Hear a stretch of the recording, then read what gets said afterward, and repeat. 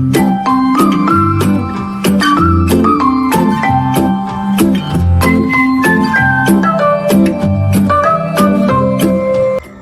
guys, for today's video, pag-uusapan natin itong aking mga measuring tools. Okay, so mag-start tayo sa let's start with the medida or tape measure. So itong medida or tape measure guys, ang usual na haba nito ay 60 inches. Pero may nabibili na rin sa market na 120 inches.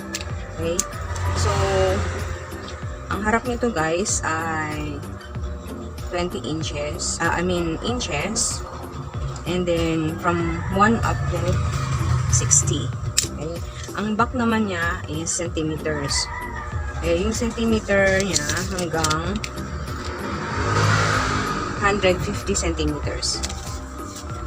Okay.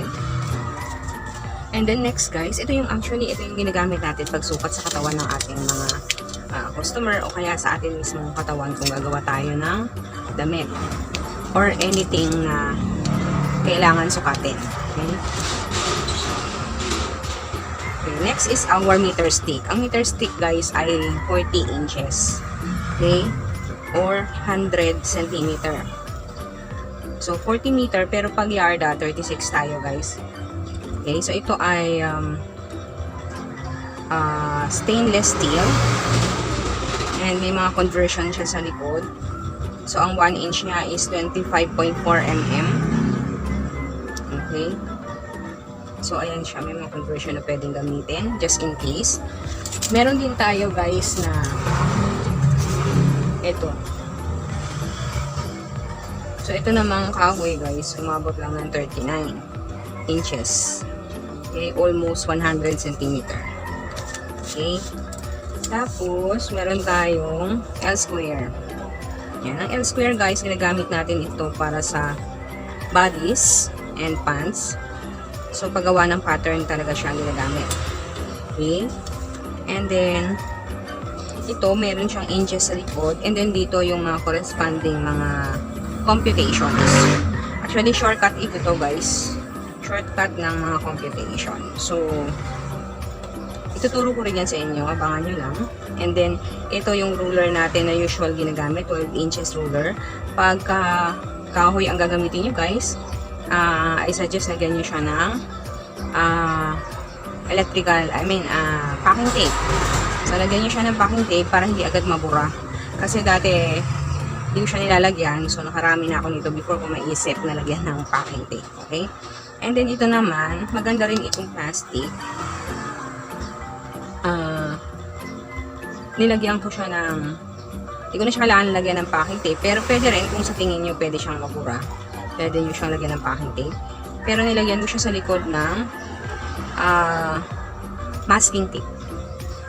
Okay, para saan yung masking tape? Kasi kapag mapapansin natin black yung sulat, kapag ginamit natin siya sa black din, hindi mo na siya makita, hindi mo na siya mabasa. So nilagyan ko siya ng white sa likod para kahit anong kulay ang gamitin ko, magbabasa ko yung ruler.